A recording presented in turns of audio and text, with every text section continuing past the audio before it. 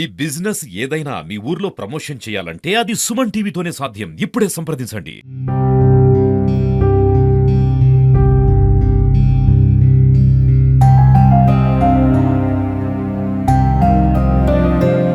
సూర్యాపేటలో కులాహంకార హత్యకు బలైపోయిన మాలబంటి అలియాస్ వడ్లకొండ కృష్ణ సంబంధించి కేసు అయితే న్యాయస్థానంలో కొనసాగుతూ ఉంది. ఇటీవల కాలంలో ఏదైతే హత్యకు పాల్పడారో భార్గవి కుటుంబ సభ్యులైన ఇద్దరు వాళ్ళని బెయిల్ బయటకు వచ్చిన పరిస్థితి ఉంది.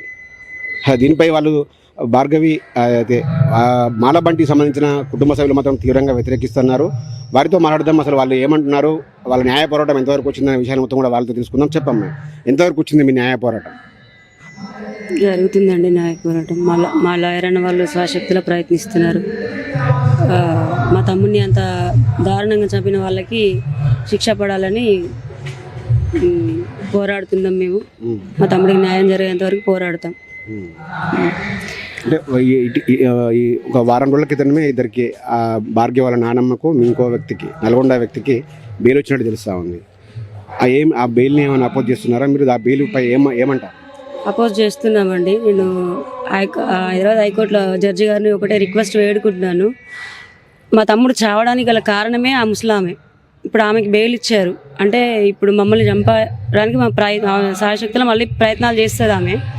అంటే ఆమెకి ఏ ఉద్దేశంగా బెయిల్ ఇచ్చారో మాకు తెలియదులే, కానీ మమ్మల్ని జాదే మా తమ్ముడు 30 సంవత్సరాలు మా తమ్ముడు చనిపోతేనే ఇంతవరకు మాకేం న్యాయం జరగలేదు. ఆ ముసలామె చనిపోతే ఏమవుతుందంటే అందులో ఆమెకి ఇప్పుడు బెయిల్ ఎందుకు ఇచ్చారు అంటే మేము చనిపోయిన తర్వాత మళ్ళీ అప్పుడు మాకు న్యాయం జరగని అప్పుడు మళ్ళీ ఇస్తారా? జడ్జి గారు ఏ ఉద్దేశంతో ఆమెకు బెయిల్ ఇచ్చారో తెలియదు, కానీ వీళ్ళంత త్వరగా మళ్ళీ ఆమెని మేము లోపల అంటే ఏం డిమాండ్ చేస్తున్నాం మీరు? అంటే న్యాయ వ్యవస్థను అయితే మనం ప్రశ్నించలేము. మీ ఏ విధంగా ముందుకు పోగలుగుతారు ఈ న్యాయ పోరాటంలో?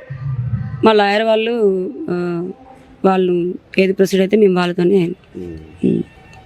అదే ఇంతమంది బంధువులు, ఆత్మీయులు, ప్రజా సంఘాలు, కుల సంఘాలు అందరి మధ్య కూడా ఆయన బర్త్డే వేడుకలు మాలబంటి మన దగ్గర భౌతికంగా లేకుండా కూడా ఆయన బర్త్డే వేడుకలు అట్టహాసంగా జరుగుతూ ఉన్నాయి. ఏమనిపిస్తుంది ఈరోజు ఈ సందర్భం చూస్తుంది? తను బ్రతికున్నప్పుడు ఇదే రోజు లాస్ట్ ఇయర్ కొన్ని వందల మంది మధ్యలో మీరు యూట్యూబ్లో కానీ ఎక్కడ చూసిన ఇన్స్టాగ్రామ్లో ఒక ఎమ్మెల్యేకి ఎంపీకి జరిగినంత ఘనంగా తన బర్త్డే వేడుకలు చేసుకునేవాడు ఈ సూర్యాపేటలో. నేను 10 సంవత్సరాలుగా వాళ్ళ అక్కని చేసుకొని ఈ 10 సంవత్సరాల టైంలో కూడా ఎప్పుడు కూడా ఒక్కసారి ఇంటికి రాబంటి నీ బర్త్డే చేద్దామంటే కూడా ఎక్కడ బావా టైం లేదు, నా ఫ్రెండ్స్ ఉంటారు రోజుకి వాళ్ళు కేకులు పట్టుకొస్తా ఉంటారు, కట్ చేయాలి బావా అనేసి స్పెండ్ చేసేవాడు. కానీ ఈ రోజు తను లేకుండా తన బర్త్డే ఇలా సెలబ్రేట్ చేయాల్సి వస్తుందని మాత్రం అసలు ఊహించుకోలేదు. తను లేకపోయినా కానీ తను ఏదైతే చేసుకున్నాడో ఎట్లా అయితే చంపబడ్డాడో దానికోసం న్యాయం కోసం మేము ఎక్కడిదాకైనా పోరాడతాం. మాకు ఈ ప్రజా సంఘాలు, ఈ రాష్ట్రంలో SC ST కమిషన్ వీళ్ళంతా మాకు తోడుగా ఉన్నారు. రాష్ట్రంలో న్యాయవాదులు అయితే ఎవరైనా సీనియర్ న్యాయవాదులు అయితే వాళ్ళంతా మాకు తోడుగా ఉన్నారు. కేసు ఎంతవరకైనా తీసుకెళ్తాం. నిందితులకు మాత్రం తప్పకుండా శిక్ష పడాల్సిందే. ఎట్లా వదిలేస్తారండి? A5ని A6ని ఎలా వదిలేస్తారు? చంపేసి ఆయనకి ప్లాన్ చేసింది మొత్తం వాళ్ళ నాయనమ్మ. ఆమెను ఈరోజు బయటకు తీసుకొచ్చి చేస్తే మళ్ళీ ఆమె ఏం స్కెచ్లు వేస్తూ ఉంటుందో, మనవరాలను తీసుకెళ్ళడానికో లేకపోతే ఉన్న వాళ్ళు మా కుటుంబం మీద ఒక్కళ్ళకి కానీ ఏం జరిగినా కానీ పూర్తి బాధ్యత వహించాల్సింది వాళ్ళ కుటుంబ సభ్యులు, వాళ్ళ బంధువులు మాత్రమే బాధ్యత వహించాల్సింది. మరొకసారి మీడియా ముఖంగా తెలియజేస్తా ఉన్నాను.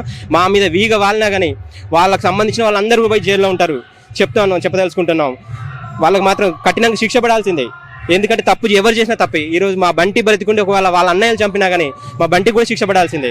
మా బంటిని చంపేశారు, వాళ్ళకి కంపల్సరీ శిక్ష పడాల్సిందే. దానికోసం ఎంతవరకైనా వెళ్తాం. మాకు ఈ రాష్ట్రంలో చాలా సంఘాలు అందరూ తోడుగా ఉన్నారు. వాళ్ళే కేసులు నడిపిస్తూ ఉన్నారు, వాళ్ళ భుజాలపైన కేసును వేసుకొని నడిపిస్తూ ఉన్నారు. ఎంతవరకైనా వెళ్దామని చెప్పారు. కాబట్టి వాళ్ళ తోడు ఉన్నంత వరకు మేము కేసును కంటిన్యూ చేస్తూనే ఉంటాం. ఎక్కడి దాకైనా వెళ్తాం. నిందితులు మాత్రం శిక్ష పడాలి. ఇంకొక హత్య ఇట్లాంటిది రాష్ట్రంలో జరగకుండా ఉండాలి అనేసి మాకు అంతిమమైన కోరిక. ఇది బంటిని హత్య చేసిన వారికి ఖచ్చితంగా అందరికీ కూడా శిక్ష పడేంత వరకు తమ న్యాయ పోరాటం ఆగదు. ఖచ్చితంగా మరోవైపు ఇందులో కేసులో A5 A6గా ఉన్న వాళ్ళకి బెయిల్ రావడం పట్ల బంటి సోదరి వాళ్ళ బావగారు అయితే తీవ్రంగా కొంత అసహనం వ్యక్తం చేస్తున్న పరిస్థితి ఉంది. వాళ్ళని ఎట్లా అసలు హత్య చేయడానికి కారణం ప్రధాన సూత్రధారే ఎవరైతే భార్గవి వాళ్ళ నానమ్మ, ఆమెను ఎలా విడుదల చేస్తారంటూ కూడా వాళ్ళంతా కొంత అసహనం వ్యక్తం చేస్తున్న పరిస్థితి కనపడుతుంది. మొత్తం మీద తమ పోరాటం అయితే కొనసాగుతూ ఉంది. వాళ్ళకు అంతకులకు, దోషులకు శిక్ష పడేంత వరకు కూడా తమ పోరాటం కొనసాగిస్తామని, రాష్ట్ర వ్యాప్తంగా కూడా అన్ని సంఘాలను కలుపుకొని పోయి తమ పోరాటాన్ని కొనసాగిస్తామని కూడా వాళ్ళు చెప్తా ఉన్నారు.